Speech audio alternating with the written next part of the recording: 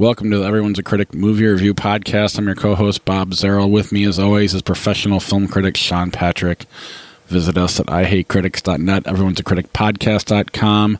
The site is in desperate need of an upgrade. I haven't done that yet because last time I did that, I lost 1 million episodes. So I'm trying to find a way to archive them. So it's not really working mobily, from what I understand. And every now and then it may or may not go down. But I'm working on it. Just know that. We're on Facebook, Twitter, Instagram. CriticsPod is the handle. Like and subscribe at all those locations and interact. Jeff is interacting with us right now on Facebook. More on that later. Yes. We did have some Facebook comments this week that I would like to mention, if that's all right. Please do. Because Josh, our very own Josh, shared with us his top 5 movies of the year. Really? Yes. And I thought, well, I can't, my phone's not going to connect, but yeah, Josh mentioned his top 5 movies of the year, of course, to go with our episode last week of our best movies of the year. Was it a comment on the... Yeah.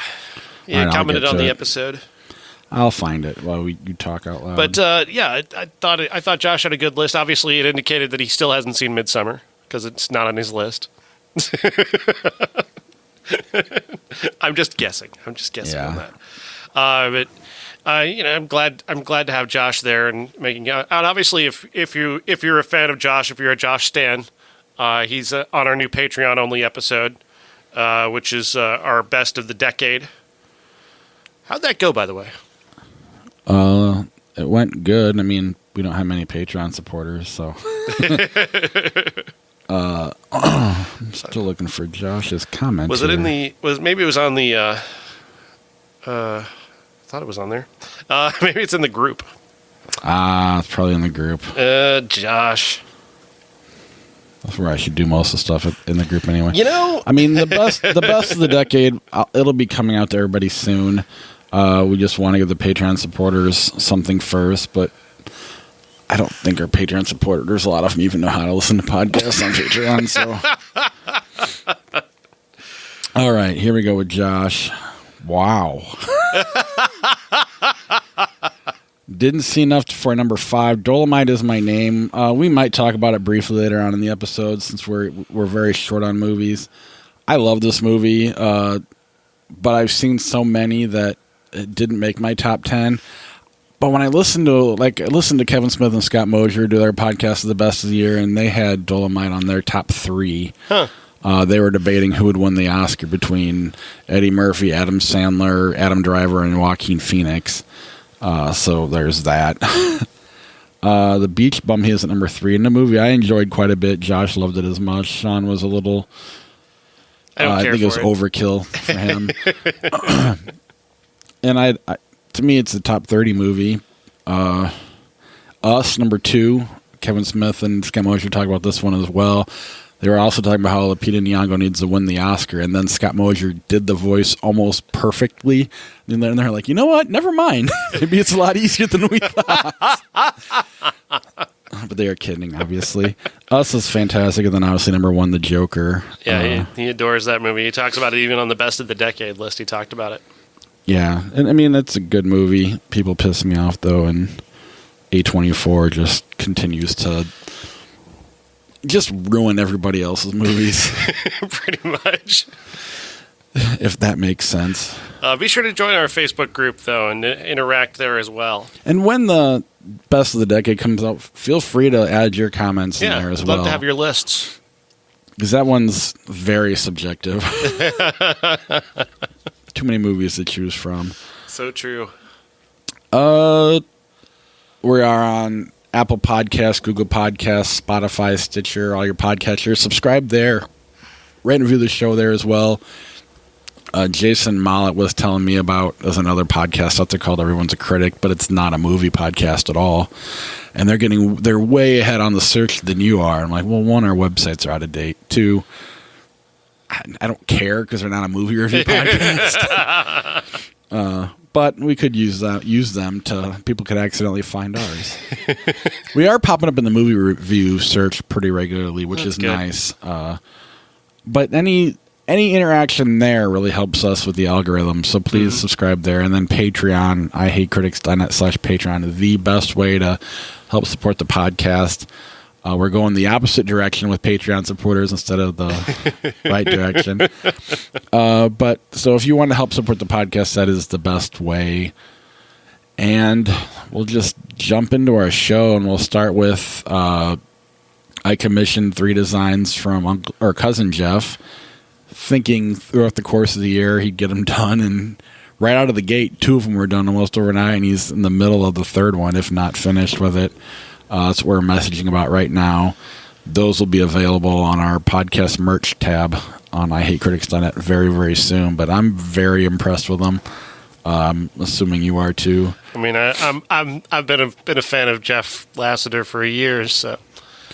Yeah, I mean, I've already bought stuff off of his TeePublic page. I mean, I'm drinking coffee out of one of them right now. My son's got a shirt. I got other. I don't know. His art's fantastic, and I'm really excited to add these 3 pieces to our collection, and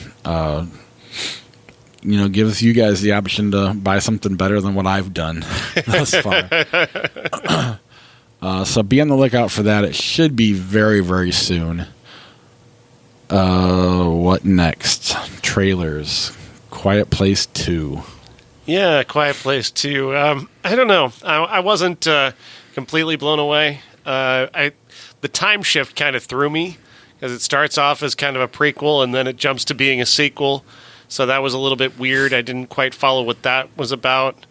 And now it's kind of going into this whole direction about people are the real monsters kind of a thing. And I'm like, I feel like I've been there, done that before.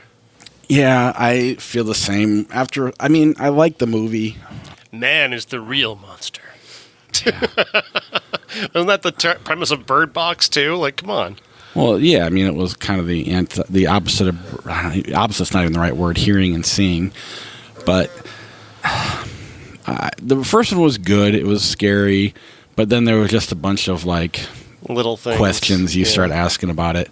They got kind of annoying. And kind of the episode title you chose was fantastic, like Silent Sex. Because Josh maybe all 3 of us did. I feel like Josh brought it up, but we all kind of were wondering it ourselves. Like how are you having sex that quietly? Right. I mean, the bed would move. It's got to be some sort of noise that the humans make. It's Emily Blunt, for God's sake. But there's just too many more questions than answers. So to me, it was just decent. That's kind of the best I can call it. So I don't need this movie, but it was a massive success. And I guess I'm curious to see how they sequelize it. Is it a prequel or a sequel? I mean, it's a sequel. I mean, but there's a prequel element to it. So they introduce how the monsters got there, I guess, or when they got there for some reason. Which makes no sense, because really, I don't know how you're going to survive that. Yeah. Because really, you made a noise, you were dead within half a second. And that's one of the things that I've been complaining about a lot lately, is odd stacking. I hate when movies stack the odds so much against survival that it becomes like you just can't buy into the premise anymore.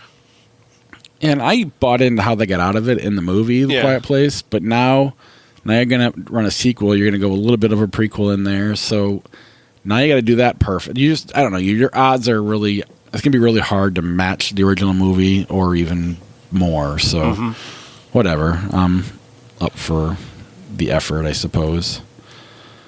Let's move on to our new movies this week. Or we'll start with the new movie and then mess around on Netflix.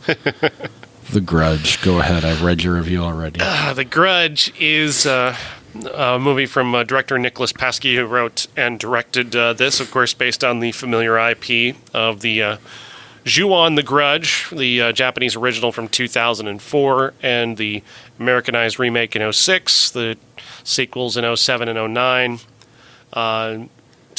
Standard stuff. I don't understand how The Grudge works, but we'll get to that. We start with a flashback to a woman in Japan. She the grudge attaches itself to her there somehow. She brings it home to her home in, I believe it's Pennsylvania. Then she ends up, something happens with the grudge at her house.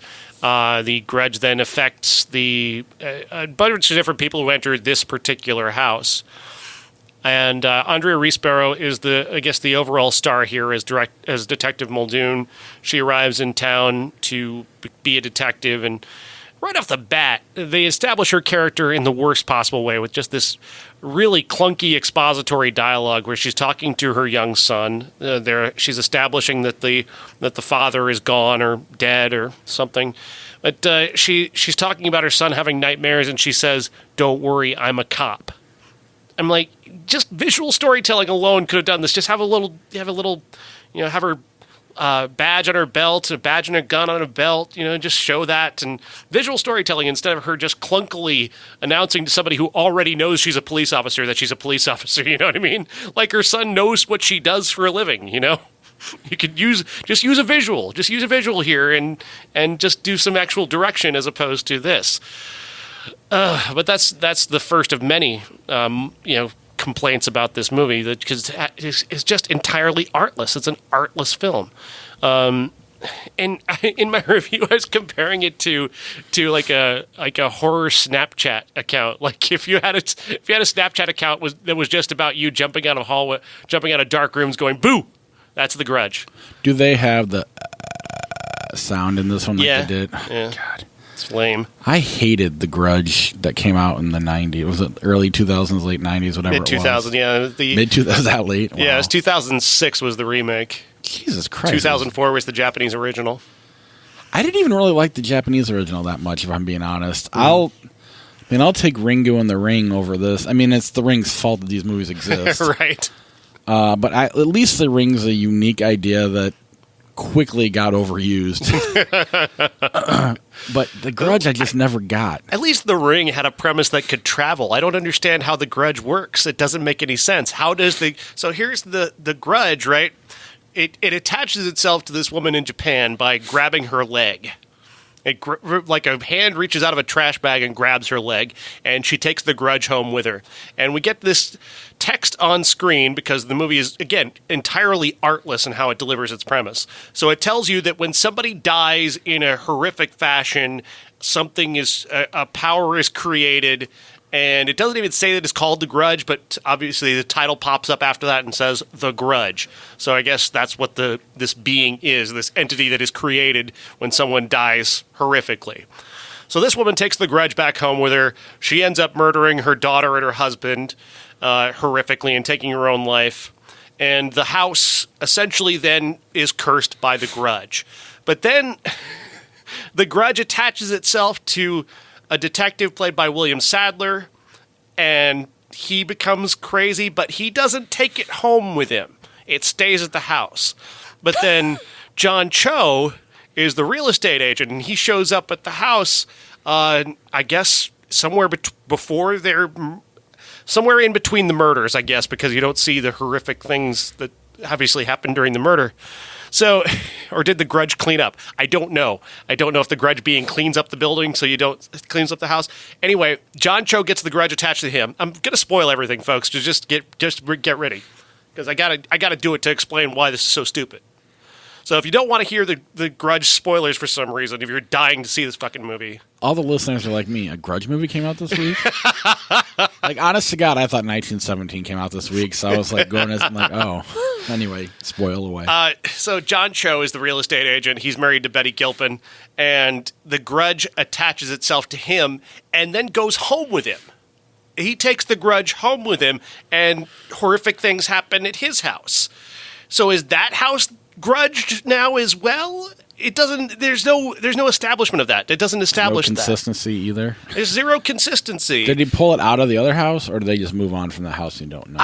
They burn that house down at the end, but the grudge lives on because it attaches itself to Andrea Riseborough, and she takes it home, and so she's got the grudge at her house now. For Grudge 2. Oh, there will be a sequel, yes. Just made money? Because that's what this movie does. It ends so with cheap. it has to end with a sequel tease. And that's another insulting, artless aspect of this, is that if you're a better director, a better filmmaker, people who actually care about making this movie wouldn't make it so insulting. Because we're smart enough as audience members, even if you're too young to remember the original Grudge from 2006, if you're somebody that young, you're still well trained enough in going to the movies to know they're going to make another one of these. So give me an ending that justifies, give us an ending that acknowledges the fact that we're smart enough to know that your movie is ending with a sequel tease, instead of just delivering the sequel tease completely artlessly without, pretending as if this is a surprise to us. That's the part that bogs me, is that they're pretending that we're supposed to be surprised by this. We're not surprised. We know. We know the Grudge isn't ending. We know that you made this movie for $10 million and it made $11 million this weekend. We know you're doing another one.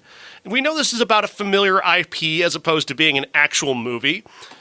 So don't insult us by pretending that we're supposed to be shocked by this ending. Her son is going to school. So she's trying to get him up and out of his room to go to school. And she goes in and she's talking to him and she leans down and she's giving him a hug.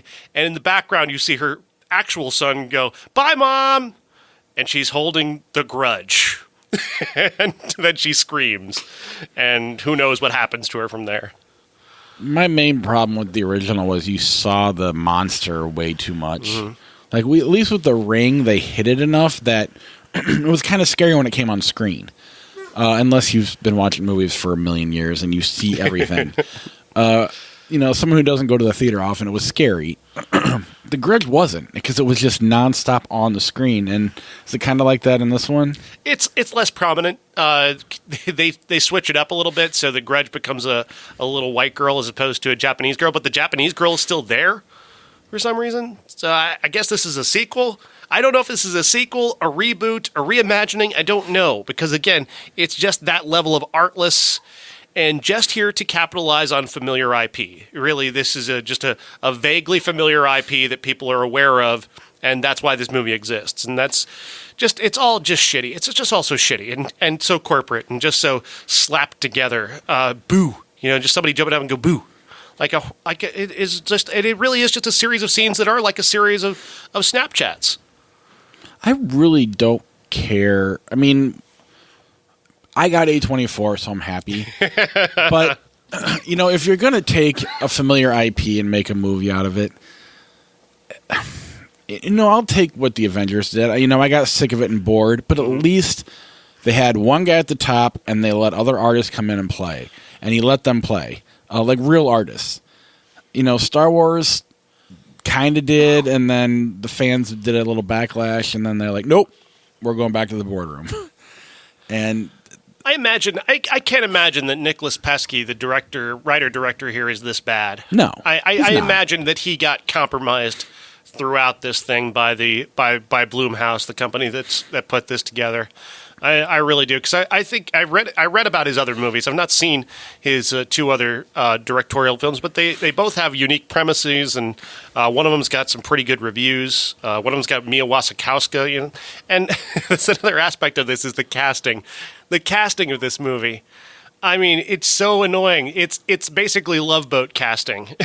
They've got all these familiar faces. You've got John Cho, you got Betty Gilpin from Glow, you've got Lynn Shay, who they barely use at all. They make her somebody who's suffering from dementia, so you can't even use her. She's not even be able to be fully present, and she's the best thing in any horror movie you could have. She's one of the she's a horror icon from the Insidious movies. And you just don't even use her properly. Why even cast her in this role? Then you got Jackie Weaver. You've got Demian Bashir, William Sadler. So you've got this Love Boat-style cast that is basically just being subjected to this terrible execution of this premise. That's just this boo premise. And I don't know. You talk about the cast, and there's people I like, and it's frustrating. Like someone like Betty Gilpin, who's kind of the girl that, do I know her from something? Nurse Jackie, maybe, or Glow, or Masters. And then she's got this movie, The Hunt, that was supposed to come out last year that they just flat out buried because of some stupid reason that people might be offended by it. More of a passion project for her that she was, finally a chance to really show off, and now she's got the Grudge instead. John Cho, all of them. I like all of them. Yeah. It just sucks they're in this movie. It sucks this movie exists. But there is that, you sit there and say, the audience isn't dumb enough. Bullshit. That's why it made $11 million. They know exactly what they're doing. But it got an F cinema score. But they keep going back. That's true. The horror movie audience will always be as horror as horror is horror, but people are optimistic about horror movies. It's weird too. All the horror movie audience is kind of like the metal audience, probably the wrestling audience too. They're just everybody likes a different part of it, and like cousin Jeff's of all the people I know, and probably he's the most into it. He and I overlap more than probably you and I, or he and you. But we also go and, he likes different things than I do. It's just kind of, I don't know, it's different. It's that mainstream horror audience, mainstream action audience. The people that go to see this, the people that go and see those Falling movies or whatever from Gerard Butler, Fallen movies or whatever. And they like them, and they keep coming back. And again, nothing wrong with that, but it's not for me. And I see. I dispute the idea that they actually even like these movies. I think it's optimism that maybe this time they won't fuck it up. Maybe this time they'll get it right. Maybe this time it'll be good. I don't think they necessarily like them, but I don't think they're that smart either. I think it's somewhere in between. I know some of these people that go to these type of movies, and they're more of they just kind of go completely open-minded and either love it or you're like, oh, it's kind of dumb. But they're also the type of people that say Midsummer sucks, or, I don't know. But that just proves to me that Midsummer is amazing. Right. The fact that there are people who don't like it is the proof of concept that it's brilliant. Right. It's the I'm better than you kind of feeling as a viewer, which I hate having, except for in that scenario. Anything else on corporate America or The Grudge? Man, I'm just stop making these. I wish they're not going to stop making these. They're never going to stop making these, and Well, and we got a few weeks of. We're going to get a little Oscar carryover, which is nice. Yeah. With Just Mercy in 1917 next week, and then. But you're going to have some IPs in the Bad Boys 3, and then, Doolittle, which hopefully they have, allowed the artists to have fun with these movies and not handcuff them. And then even that Salma Hayek, Tiffany Haddish movie, Like a Boss. That looks like a boardroom movie. It looks brutal from the trailers. It looks just so bad. God, part of me just hopes it kind of Kevin Hart's it and makes a decent watchable movie, but the trailers are not good. No, they're really terrible. But let's move on to Netflix and streaming movies. We'll start with The Two Popes and just kind of talk about what else we've been watching because we've got plenty of time. The Two Popes stars Jonathan Pryce and Anthony Hopkins as the most recent Two Popes. This is based off of a play by Andrew McCartan, who kind of stumbled across the story. He didn't realize just how rare it was that there were at one time there were two popes, which is a pretty rare thing. It hadn't happened in about 700 years that two men were essentially pope at the same pope. Two popes were still alive. Yeah. You had Ratzinger, who was Pope Benedict, and you have the new pope, Pope Francis.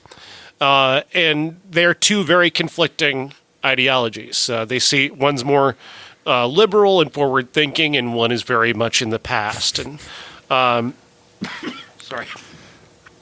And those two, the way they clash, and the kind of the interesting conversations that erupt from that. Obviously, this is based entirely on his own invention, right. Andrew McCartan, But it's a pretty great invention. You can imagine these two characters having these types of very intellectual, combative conversations about faith and about approaches to faith and about approaches to Catholicism and approaches to how they see the world evolving. And I really enjoyed that. I really loved the way these two characters spoke to each other, and the respect that that Pope Francis carries for Pope Benedict, even as he finds some of what he says to be entirely objectionable, and how rude Benedict could be to him, but he would take it and just try to push through, and it just shows how it just demonstrates his level of compassion as a person, as a character, and it kind of makes you hope he kind of really like this.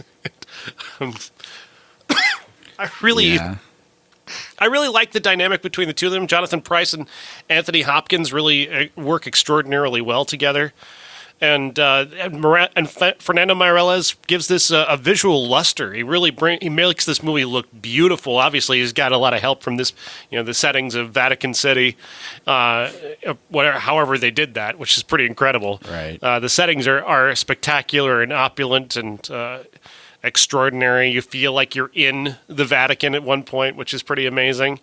And even though I'm not religious, I can still be impressed by the architecture. Oh, yeah. Has this movie gotten any backlash, or are people liking it across the board? For the most part, people seem to be liking it. Like, my dad loves this movie, and he's a Catholic. He likes to say Christian first, but, I mean, he still goes to the Catholic Church. I found it fascinating. I mean, knowing that it's his own invention, it automatically gets you out of that lane of, well, this didn't happen this way. And so when you're out of that lane, this movie's just fantastic. And God, we both have throat problems today. It's just fun to watch. The dynamic between the two, like you said, mixed with that scenery, it just makes it a really fascinating movie. The idea, I mean, we all know that the Catholic Church has gotten a little more liberal since Pope Francis took office. But there's part of me that's always kind of annoyed by that. It's like, well, you believe what you believe? You can't change the rules, but whatever. I mean, I know it's. I thought they established that pretty well, though, that it's not necessarily a change in the rules per se. Because that has changed over. That they did a good job of explaining that it's changed over the course of the beginning. Yeah. And it's also about how you approach the material of the Bible, too, which there are many different ways to approach it. If you're approaching it from the perspective that Francis approaches it from, it's different from the more old-school interpretation of Benedict. And I love the way that they clash over how they interpret the text. And they definitely established that in the movie. This is something I've always brought to it, in real-life conversations. And I've stolen it from other, I don't even know who, maybe it was like Penn Teller or Penn Jillette. I think he was the one saying, no, you're Catholic. This is what you believe. You can't say you're... But no, in the movie, they do definitely establish it. And I think it's just fantastic. Mostly foreign. I guess it goes back and forth between foreign and English. But easy to watch. Fascinating. I highly recommend it if you hadn't seen it. It's definitely worth the watch. Honestly, I know there's a lot of Netflix movies out there that people... like and are pushing out there. And Marriage Story is obviously, I think, probably my favorite, obviously. But I think The Two Popes, for me, is at least right there next to Marriage Story as my two favorite of Netflix this year. And I know that's controversial for some people with The Irishman. I just disagree. I'm not offended by it. They're all good movies. So I would put I'd put The Irishman up probably number one. But Marriage, I don't know. It's just hard to, it's all subjective. It doesn't matter. They're all good movies. What else have you been watching online? Anything special? Did you watch the Don't Fuck with Cats thing? No, I've heard people talk about it. Pisses me off. Why? It's fascinating it's three 1 hour documentary episodes. It's fascinating for like two of the movies, 2.5 of the movies. And then you get to the third one, and when you see what's happening, you're kind of like, that's kind of dumb. What's the premise? Basically, these, those videos on YouTube and Facebook of like cute things cats and this and that. Cute things cats do and cute things dogs do and people falling and stuff that you laugh at. Yeah. Well, all of a sudden this video of cats being tortured was starting to... They're like putting it in a vacuum sealed bag, and they're showing most of this video, and what they're not showing you're hearing. So it's effective, don't get me wrong. Wow. Well, these people on Facebook decide they start this group and try to find out who the person is so they can stop them and get them arrested. Well, it's the internet, so where could they be? Well, they're really, they're analyzing this video frame by frame. They narrow them down to like Toronto or Montreal. They call the cops, and the cops are like, what? And they kind of hang up on them. Over the course, I mean, I don't know. I don't necessarily want to spoil it, but eventually he starts killing people. Oh, wow. And they've known who this person is from the get-go. They found him as a cat torturer, and so now the cops are after him for real, and they're jumping from Russia to France to Canada to the U.S. This is a documentary? Yeah. Wow. And it's a true story. And then they capture him, and he starts claiming he was forced to do it by this other person named Manny. I'm just, at this point, I spoiled everything, so I might as well. Basically, he was such a fan of Basic Instinct, he starts creating... the way he kills the person is the same way Catherine Trammell, like he's straddling the person and he's stabbing him with what looks like an ice pick. It's not. When he gets arrested, he asks for a cigarette. He's crossing his legs and uncrossing it. And I don't remember this, but apparently Catherine Trammell keeps referencing this guy named Manny. And then at the end of the movie, they're like, well, he just wanted us to watch him. Maybe we're the problem. And then they look at the screen and goes, and so are you? I'm like, no, fuck you. You made this movie. You're the problem. Yeah, you're right. You were watching him, and they're making it all about these people could have caught him if the people taking him more serious early on. And they turned it into this whole thing about it's your fault for watching it. And watching it, one, you weren't presenting it as something like that. Right. But watching it was how you caught him, so isn't that a good thing? Well, not really, because that's not how they caught him. Okay. They caught him because he killed somebody. People. They caught him, the internet people, but nothing came of it. Yeah. Because they're just all fat slobs in their house. I mean, they literally are, and they never leave. So they just sit there and they're doing their best and whatever. But the guy just wants attention. And somebody's going to turn this into a terrible thriller. Yeah, I was really... This sounds like The Watcher or The Bone Collector of the future. Jesus Christ. I'll be honest, after the first episode, I was like, well, that's interesting. And you keep building in, and then as soon as they introduce Basic Instinct, you start to just roll your eyes a little bit. And then when they try to make this big statement, we need to stop watching the news and this kind of... Well, no, they need to really work on the way they report the stuff, because that's really what the issue is. And I don't know, just very, very disappointed. Yeah. To watch the Kevin Hart thing. He's got a little documentary out about the last year of his life, or maybe it was a little longer that where he cheats on his wife, that was big news. Maybe it was over a year ago. Huh. The whole, the Oscar stuff all pops back up. It was pretty fascinating. Huh. It digs into that argument of, something he said 10 years ago. He's a different person now. Everybody wants him to keep apologizing for it, and he wants to just move on. And they really dig into the argument of why he should and why he shouldn't, and that's just fascinating, really interesting. Mm-hmm. But I don't know. And then Dolemite, we've never really talked about on the podcast. Did you like Dolemite or not really? I'm kind of I'm okay with it. It's good, and Eddie Murphy's really good. I found it really broad. I thought the movie was very broad, and that's fine. There's nothing wrong with that. It's just it doesn't connect with me as any kind of really like great movie. It's a fun kind of entertaining movie. To me, it was like The Disaster Artist light. Yeah, kind of, but good. It's a solid movie, and Eddie Murphy is really great. He's very entertaining. I don't quite connect with what people are finding in terms of depth with this movie, because I don't really find much depth in Rudy Ray Moore. I guess I connect with that part of it. I don't know, just the passion of wanting to create something to be artistic. I think they captured that in the movie. I don't know. It wasn't so much they wanted to be famous. He just wanted his stuff heard, and without any cost. He just never gave up. He was into his 50s, and I don't know. It kind of reminds me of The Room in a way, where there is something genuine about it, which makes it why those movies kind of, I don't want to say hold up, but people still talk about them, and why this movie got made. Weirdly sincere. Right. And that's, I think, what makes these movies different from something like The Grudge, which we'll forget about by next right. week.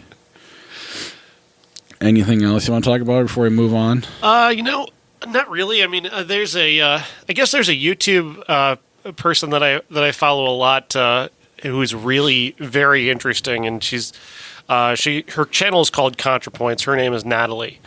She's a trans woman, and she's facing the situation where she's been repeatedly canceled by culture over and over again, and mostly from people on the left, where she's really a very left-wing artist herself, and she's trying to find a balance in between where she wants these people to understand that she's understands that their concerns about her, but at the same time, many of their concerns about her are very what's the word I want to use here? I want to be fair, because she was very fair. They're overblown. She worked with somebody who may have some beliefs that are questionable to trans people. And suddenly that led to a lot of people in her community canceling her. Like, we're done with you. We're not going to talk to you. And it's literally, this guy did a 10-second voiceover for one of her other videos. And it caused this furor that had her basically canceled to the point where she was like losing Patreon supporters over this 10-second thing involving this guy. And it's really fascinating. She's very fair. She's very honest.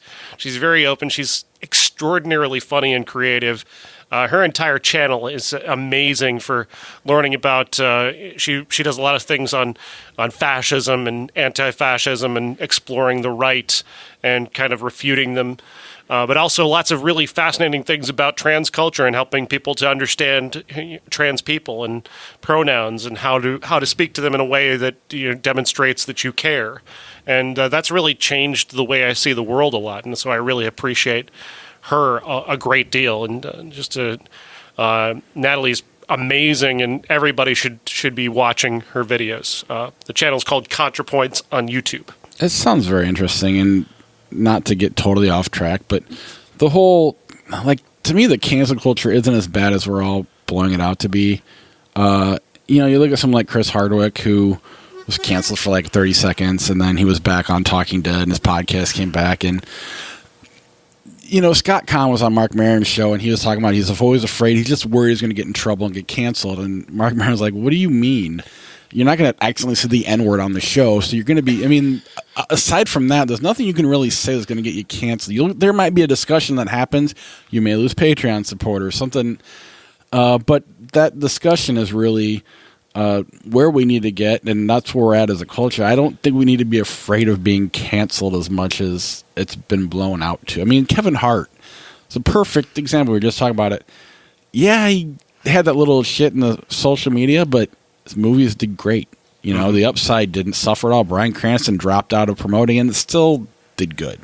So Louis C.K.'s touring now, and there's nothing wrong with that. This is a place for you to learn from your mistakes and have that discussion. And God willing, he has. I have a friend who went to one of his shows, and that's all he talked about. It sounds like he has.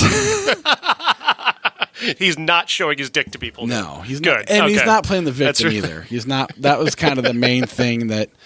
Well, because that's what happened. Roseanne Barr played the victim. Yeah. And part of Hardwick's problem was he was playing the victim. Kevin Hart was, and I don't know. It's just I don't think it's as bad as we.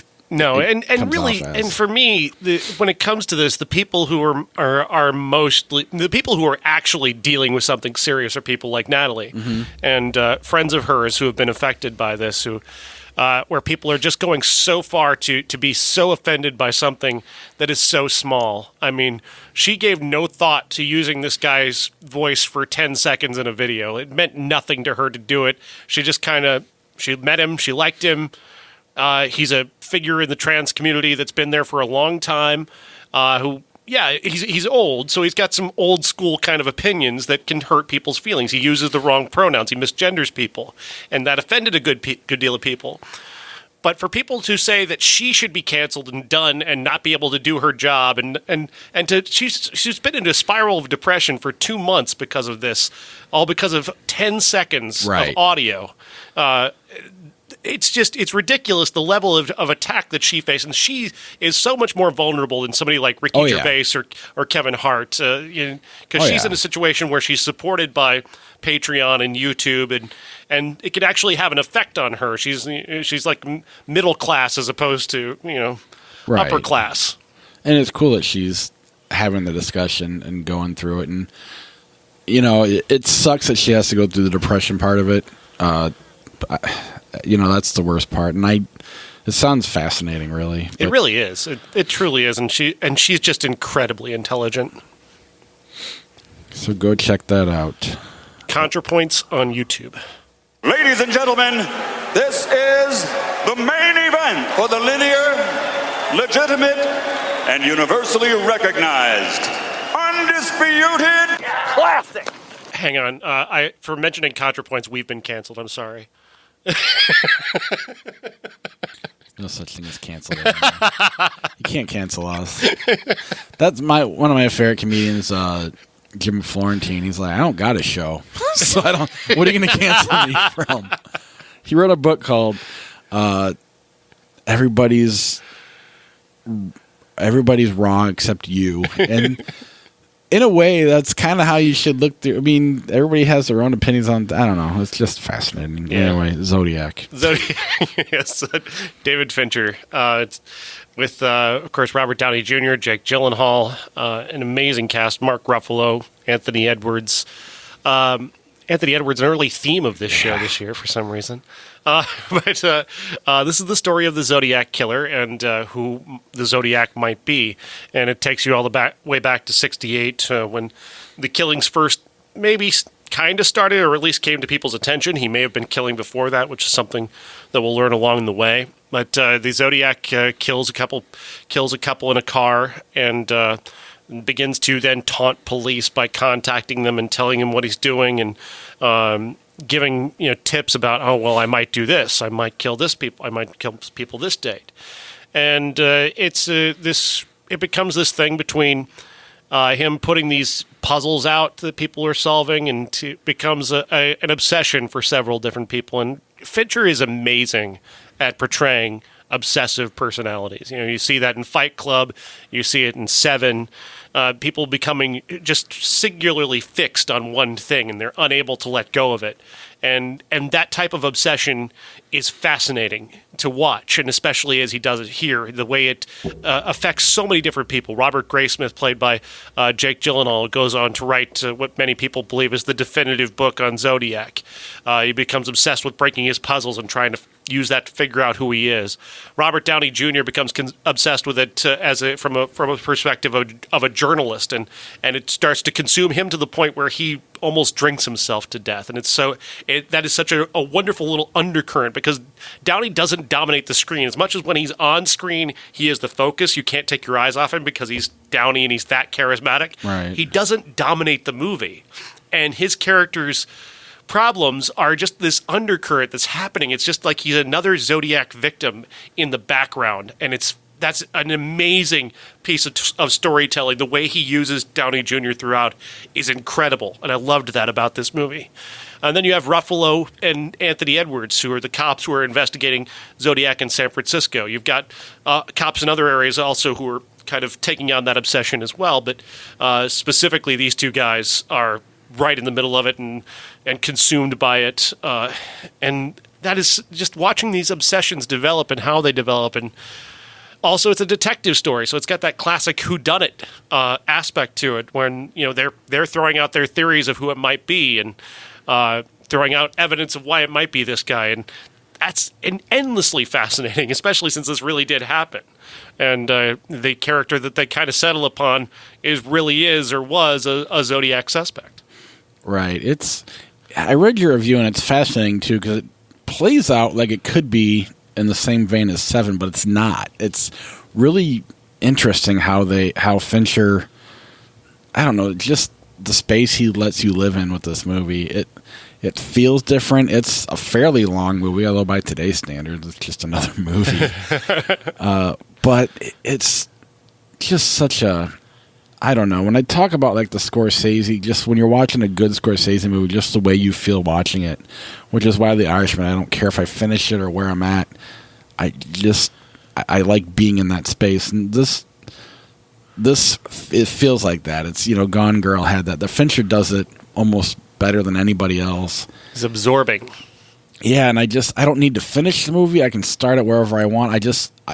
You get in there and you're consumed by the whole movie, and you just like being there. And it really is, I guess, his third masterpiece, but he's just so damn good. And, you look at Ruffalo and Downey Jr. and what's his name? Jake Gyllenhaal. They weren't the stars they are now at the time. Downey probably was the biggest star, but he was also falling apart in front of us. So with the way they've all become bigger stars and they're more known, it doesn't affect this movie either. There's no distraction. It's not Iron Man and Hulk. It really is. It's timeless, despite the fact that it's a period piece. I don't know. I've been looking for a reason to watch this movie again since I first saw it, and it is just, I love this movie. It's one of the best movies, period.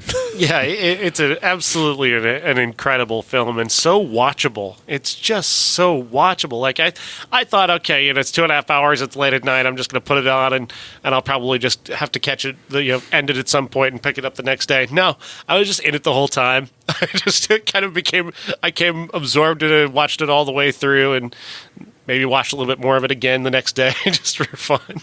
I definitely watched it in multiple sittings, but it's more due to my not being bored. It was more due to my work schedule's been ridiculous, so I've really had 2.5 hours straight to watch a movie. But God, I love it. I really think Fincher's, he's not the bar. He's like he's the high watermark. I don't know. It's not. He's the best, and everybody's looking up at him. I don't know who's better. Ari Aster's perfect, but over this course of time, he's moving to Netflix now. Fincher is. Well, he's been. He's got that Mindhunter show, I guess. Right, but he's doing his next feature is a Netflix movie. It's going to be about the making of Citizen Kane. That sounds fantastic. It does, doesn't it? It's called Mank, so it's about the screenwriter Joseph Mankiewicz. And I'm sure, I haven't watched Mindhunter. My brother tells me it's really amazing. Good. Yeah, and that Fincher actually directs some of the stuff on there. Mm-hmm. I don't know. The guy just doesn't mess up. I don't watch much TV, but Mindhunter, because it's Fincher, I had to take a look. I need to. The Coen brothers, Scorsese, now Fincher. I guess I'm okay with that. Eddie Murphy's now on Netflix too. Adam Sandler, all the greats. Oh, 1990. We're in the 90s now, 30 years ago. Isn't that crazy? Is depressing. Well, last year, everybody was like, 1999 wasn't 10 years ago. It was 20 years ago. And it's like, fuck. 1990 was 30 years ago. Yeah, that's insane. This movie, however, came out in 1985, got an X rating, and just could not hit the theaters. But critics loved it, so it finally got a quick run in the beginning of 1990, Henry, Portrait of a Serial Killer. Yeah, and this is based off of a real serial killer, inspired by Henry Lee Lucas, but there's a lot of parallels, because Henry Lee Lucas claimed to have killed a lot of people, and he may have done a couple of killings, but we're not sure. Right. Which kind of adds an interesting aspect to this movie that I'll get to. But he also had somebody in his life named Becky, which this is another aspect of this that's really interesting. But and he also killed with someone as well. So he had somebody who killed with him. Again, lots of aspects of Henry Lee Lucas that informed Henry Portrait of a Serial Killer, which stars Michael Rooker as Henry. And he is somebody who just sort of kills out of a just kind of not really a compulsion, just sort of something to do. Right. Like it's just he had a traumatic childhood where terrible things, or he alleges anyway, that terrible things happened to him. That could be true or not true. That plays into his whole story. What we see initially, the first thing you see is a body in a field. And then it slam cuts to this guy having breakfast at a greasy spoon and flirting with his waitress and buying cigarettes. And then you follow him to his car, and it's these series of cuts, these hard cuts between him and I think in the first 20 minutes, you see like 4, maybe 5 of his victims. You don't actually see him kill them, though. Right. There's no actual, you see the aftermath of what he did, but you don't actually see the killing. And then you'll maybe hear on the background, you'll hear what it sounded like as they were being killed, which is a very interesting way to do this, because it puts the murder in your head. You're seeing the result of it, and then you're seeing the actual thing. You're just having to imagine it using the sound, and that is a very effective way to tell this story. Then the movie changes, though, once they introduce a character named Becky. Becky is the sister of Otis. Otis is the roommate of Henry, and eventually his murder partner. And when the movie changes here, early on I was talking about the editing, these slam cuts. There's just no transition. It's just this hard cut from one place to a next. Here we get immediately, it starts to change with Becky, because we get these soft fade in, fade out edits all of a sudden. And the style choices I find very interesting about this movie, because by the end we reach another point at the end where it's back to these hard cuts. And you'll know why. I don't want to spoil it, but right. This movie's really good at doing these little tiny stylistic things, like again the playing out the violence with just the audio and the result on screen. Or there's a little character detail that I love between Becky and Otis when she's first introduced. We fade in on the Chicago airport. She's sitting there. Otis comes up. First thing he says to her, "You look like shit." Like immediately Otis has introduced himself, but we're not done in that scene with finding out who Otis is as just a prick, because as they're getting up to go to the car, he picks up her carry-on, her tiny little carry-on, and makes this little girl carry this giant suitcase, because it's just this little tiny little character detail about Otis that he's a prick. And it's just there's just little touches like that throughout the movie that really make this movie so artful and careful and thoughtful, and the director, John McNaughton, really put a lot of work into this. Yeah, it's one of those things where a lack of money really helped assist the movie. You know, they didn't have the money to show the kills. Maybe they wouldn't have anyway, but when you don't have the money to do that, you're forced to do it a different way. Texas Chainsaw Massacre were very similar in that way as well. A lot of it was off screen. It was in your head. It was in the character's eyes. Right. This is more subtle than that. Until maybe the midpoint when they do start showing. Right. But it just, I don't know. I like the way, just the indie guerrilla feel this movie has, aside from the movie itself. I mean, the movie itself is just fantastic, but that whole independent feel that this has, just, I don't know, it elevates it that much more for me. To me, this is one of the most terrifying movies ever. That scene where they're watching back what they just did, just kind of nonchalant. It's just so real, and it's something that I can't wrap my head around. Or, you know, when you watch Jason or Freddy or any other serial killer, you just kind of take it for granted. It is what it is, and you imagine yourself in this playing the video game, but you just can't put yourself in the head of these guys, and that is just so effective. I don't know.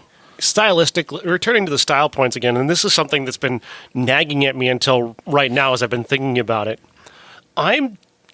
Part of what Henry Lee Lucas did after he got caught, the real killer, was that he kept confessing to various different murders that he likely didn't commit. He was just he loved confessing to murders. He liked the attention.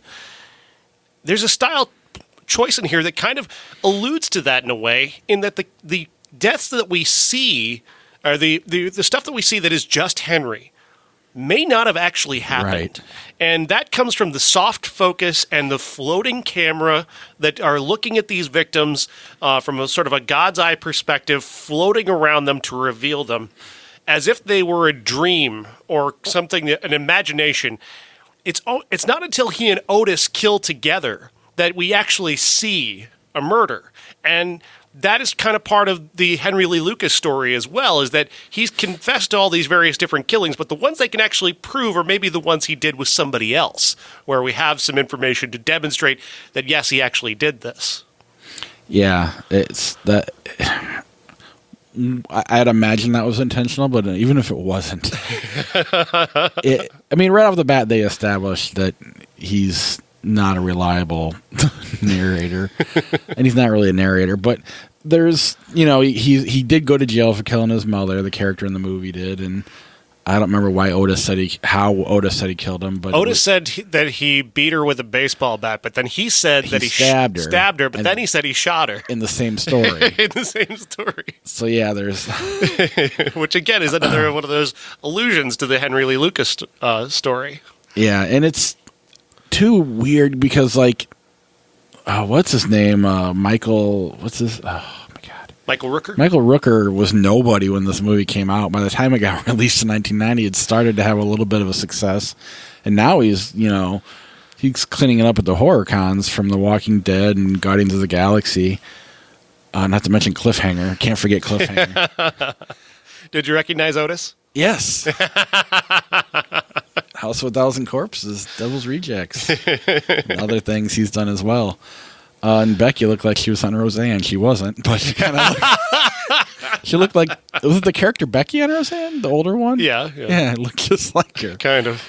Yeah, a little, but I don't know. It's not an entertaining movie, but it's very artful, and it's free on Amazon. So if you haven't seen it, it's worth checking out. It's disturbing. It's horror for sure. There's no doubt about it. Oh yeah, it's not fun horror, and it's Roger Ebert made a good point. This movie got punished because it was so effective. Yeah. Meanwhile, Freddy and Jason are out there killing naked people right and left, and they're getting rated R. This is getting an X. That doesn't make any sense. But did you know there's a sequel? Yes. I have not seen it. It looks like a real piece of crap. And I'm not sure if anybody's involved in it or not. Michael Rooker is not in it. The director's not part of it. Yeah, it's really silly. Yeah, I heard about the sequel, but I have no interest in it. 1996, so we're a few years away. Maybe we won't have to actually watch them. I don't know. But if you're really into possibly a horror movie you haven't seen too, this is one that easily people have missed. I don't know. To me, it's one of the best, so I highly recommend it. Anything else? Not really. All right. Well, next week we got a little bit more full show, so you won't have to listen to our political rants about being canceled midway through the episode. 1917, Just Mercy, a similar topic as Henry. Underwater and Like a Boss. So, I don't know, we definitely got both. I'm thinking both sides of the equation when it comes to good and bad. We'll find out. Our classic is Freebie and the Bean. It's the first buddy. Yeah, I just asked Google what the first buddy cop comedy was, and they said it was 1974, Freebie and the Bean, starring James Caan and Alan Arkin. I'm looking for it. I mean, I like James Caan and Alan Arkin. Yeah. Surprised I've never heard of it, which makes me a little nervous. But we're going to find out. It is on Amazon if you want to watch it with us. 1990, Downtown, I think is the reason. Yeah, Downtown is a buddy cop comedy with Anthony Edwards of Zodiac fame and Forrest Whitaker. We also got Internal Affairs. Richard Gere and Andy Garcia. Leatherface, which is really when the Texas Chainsaw Massacre went downhill. Viggo Mortensen in that movie. This is the first one I saw as a kid. Oh, yeah? That was in 1990.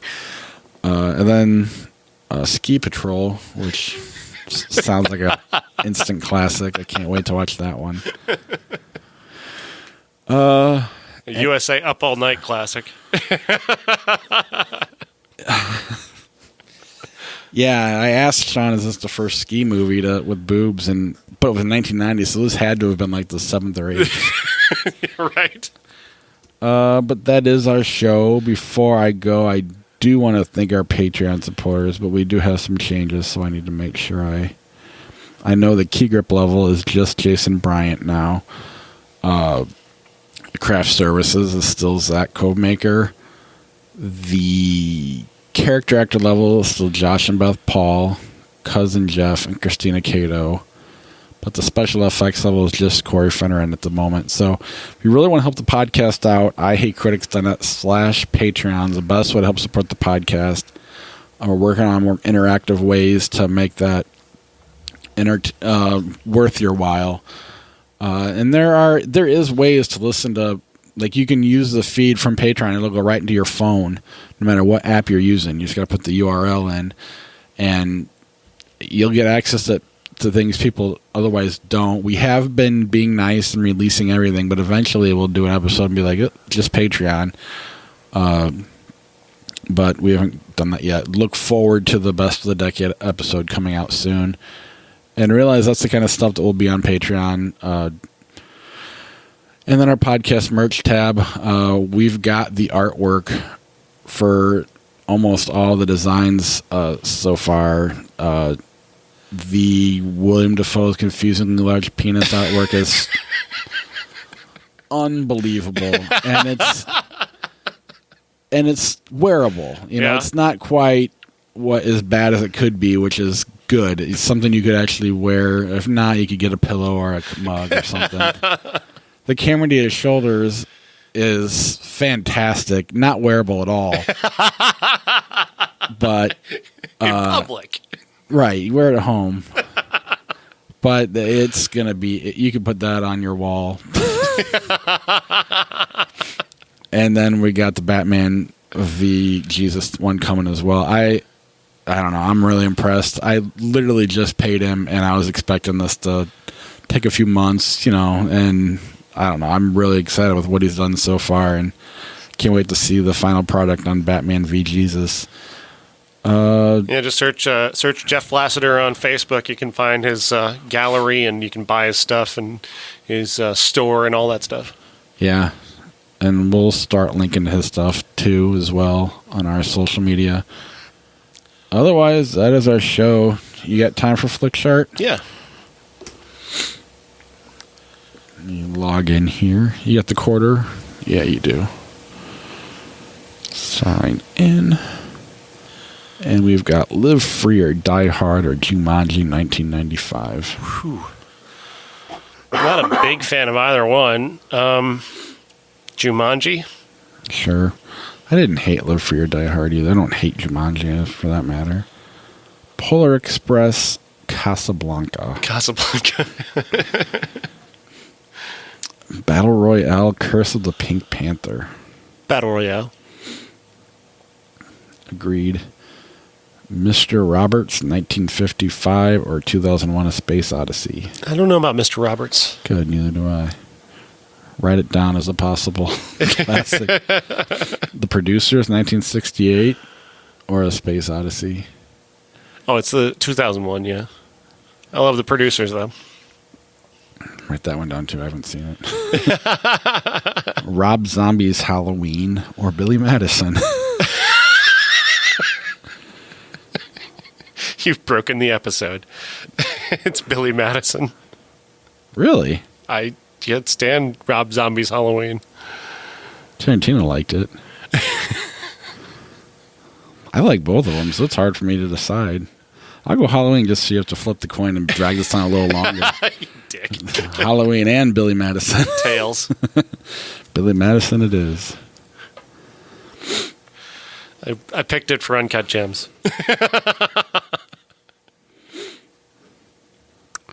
Step Brothers or Big Daddy? Jesus Christ. Christ. Why do you hate me so much? Make these pop up. Step Brothers. Go Big Daddy. Jesus Christ. Big Daddy's not that bad. I hate Big Daddy heads. Better than Step Brothers. Step Brothers is a piece of shit, too. I mean, which one do you want me to scrape off my shoe? The Jerk or Rain of Fire? The Jerk. I agree. Teen Wolf or The Terminator? The Terminator. Yeah. I felt like that was going to be harder, but it wasn't. Risky Business, Star Trek Generations. Risky Business. Thank you for making me a man, Rebecca De Mornay. Star Wars, The Last Jedi, The Boondock Saints. The Last Jedi. Agreed. I think we're the only ones in the world that would agree, but... I hate Boondock Saints. I think it's garbage. Again, but we're the only ones in the world. This is why we're not popular on the internet. Final Fantasy, The Spirits Within, Consenting Adults. Which one's Consenting Adults? I don't know, but I like the name. It sounds like a 1990s thriller. Of 1992. It looks like a sliver or, Definitely picking that one. It's better than Final Fantasy. Lethal Weapon 2, Rat Race. Lethal Weapon 2. Agreed. Iron Man 2, Super Mario Brothers. Iron Man 2. Agreed. The Birds, Hook. The Birds. Although I'm one of the few people who like Hook. I don't mind Hook. Spy Hard, Lethal Weapon 4. Lethal Weapon 4. Spy Hard is really disappointing. Yeah. 2012, Basketball. Basketball. I'm with you. Is 2012 the one Josh liked? Yeah, I think so. Sorry, Josh. I'm not. I mean, Basketball. Basketball is what an Adam Sandler movie should be. Right. It's got a Jay and Silent Bob feel to it. Yeah. Kind of a throwaway movie, but fun enough. 12 Monkeys, Sin City. Wow. Sin City. 12 Monkeys is awesome. I agree, but it is. Well, it was awesome until recently. It doesn't change anything. He's an old man. Let him be old. Is. Okay, Boomer. Beowulf, You Don't Mess with the Zohan.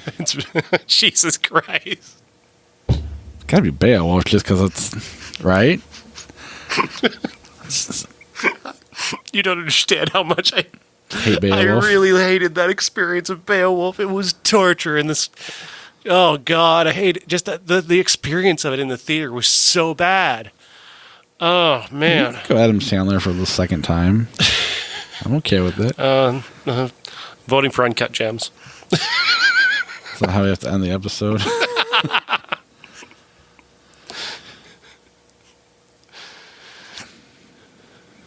Girl Interrupted, Grease. Girl Interrupted. Yeah, I like that movie. 2012 Hot Shots. Hot Shots. Rango, Chloe. Rango. I love Rango. Shrek, 7 pounds. Shrek. Good. I was worried. I hate 7 pounds. Resident Evil Extinction, 1 hour photo. 1 hour photo. Arachnophobia, The Evil Dead. Evil Dead. That came out in 1990. Ooh, this is tough. Whiplash, A Crocodile Dundee 2. Whiplash. The Name of Rose, 1986. No idea what that is. Or Get Shorty. Get Shorty.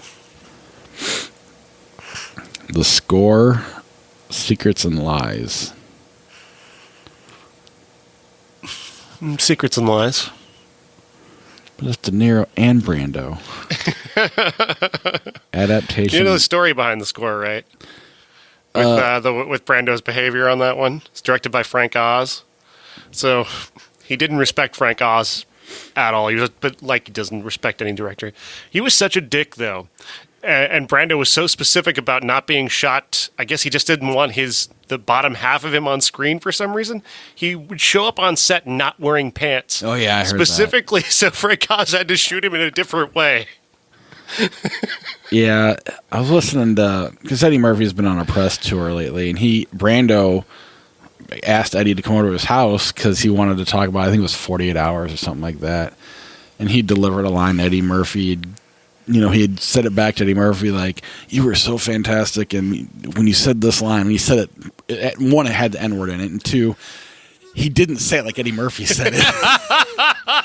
But it was Brando. Yeah. And Eddie Murphy was just fascinated. Then when he made that movie Life or whatever with Martin Lawrence, yeah, he really wanted Brando in it. And they were like, you think Brando would have done it? And he's like, it was the point in his career. Brando just wanted fuck you money. And all I had to do was pay him and he'd do it. But they didn't want to pay him. I remember Edward Norton telling a story about the score where, he's an up-and-coming actor, and it's De Niro and Brando, and they're sitting there in the same scene. Brando's not wearing pants, and De Niro falls asleep. He's like, these are the two greatest actors of the last two generations, and one's sleeping and one's not wearing pants. It's a good ending spot, too. Adaptation or Little Nicky? We've ended this episode 7 times. Of course, it's adaptation. Have you heard this new podcast, by the way? There's a new podcast out there. Nathan Rabin has changed his podcast now with Clint Worthington. It's now called Travolta Cage, and they're comparing the movies of John Travolta and Nicolas Cage chronologically. I'm trying to wrap my head around that one. It's fascinating. This week it's Grease versus the Cotton Club. I mean, obviously the best movie between the two is Pulp Fiction. Yeah. But then after that, I mean, Nicolas Cage made some weird movies. Raising Arizona's in there, obviously. Leaving Las Vegas. Mandy. Adaptation. Nicolas Cage wins. I mean, I haven't seen Saturday Night Fever, so you should write that one down, too. Oh, yeah, we should do that one. Another classic. Saturday Night Fever is pretty amazing. Carrie. Carrie's good, but he's just an extra, really. He's more than extra, but not much more. I don't know. You could go on and on. Broken Arrow? No, I'm kidding. That's Face a joke. Off. How do they decide that one is going to be fun? Like, how do you decide? Do you just decide who was better in the movie? Part of me wants to watch that again, too. I mean, I remember the first time I saw it, like, there's clearly, like, a fat stunt guy for one of them, like, right with a beard. They'd even try to hide. Right. It's almost like Hot Shots or something like that. Like, right off the bat in that movie, if I'm not mistaken. So, during the airplane escape. Yeah. Yeah. You know exactly what I'm talking about. But at the same time, they do a really good job of playing each other. Other than the idea of looking normal if you pull your face off and put on someone else's. I want to see a remake of that taken seriously. I want a YouTube video of Nicolas Cage saying "I could need a peach for hours," crossed with "Can you call me by my name? Call me by your name." Jesus Christ.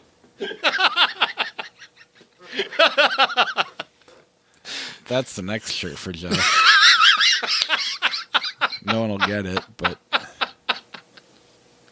Why would anyone think of that? Famous movie Peaches. Who doesn't think of that? Or just a medley of famous movie Peaches. We're done.